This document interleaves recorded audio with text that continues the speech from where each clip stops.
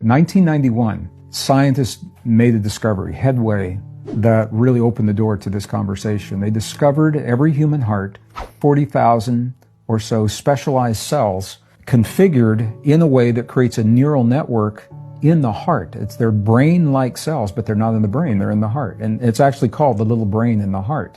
What they found, what the scientists discovered, is that these cells think independently of the cranial brain. They feel and they remember. And what that means is every experience that we have, even this one right now, I'm registering this experience in two places. This is a good experience, so it's not a problem. I'm registering in my cranial mind as well as in my heart. But if we were having a trauma, it would still be registered in both places. And if I tried to heal that trauma only through thinking about it or talking about, from my mind, it might feel incomplete. The healing may feel incomplete. And the reason is because I've only addressed what happened in here. I haven't addressed what happened in here. Now, we know this intuitively. I did an experiment a few years ago. Every culture I went to, and every age group, I asked little kids, I said, where are you sitting right now? Show me where you're sitting. And people say, I'm sitting right here. They say, right here. Or you ask the indigenous people, where do you live? Well, this is my home. And almost instinctively, we know that the heart is the seat of our existence, the seat of our being. You don't see them hitting their head, or their arm or something else. So when we talk about heart intelligence, what we're talking about is the ability for these neurons to communicate with the neurons in a way that is meaningful to those neurons. These neurons are linked to a wisdom, to an intelligence that is right for us. Mine is right for me, yours is right for you.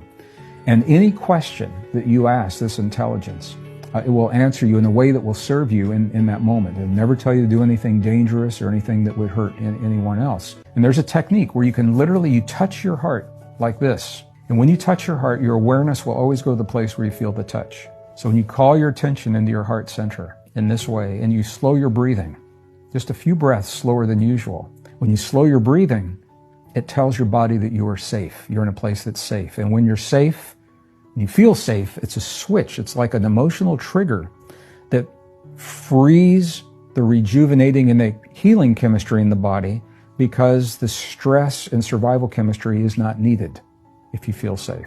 So when you slow your breathing and focus in your heart, that is the doorway, and shamans will do this all the time.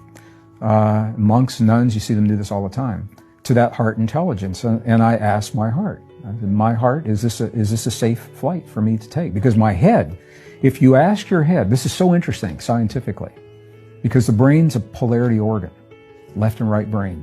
And there's always going to be a right and a wrong, good and a bad, success, failure. And if you ask your brain a question under pressure, your brain will go through the logic and the ego loops that will keep you from making the answer. When you ask your heart, the heart's not a polarity organ.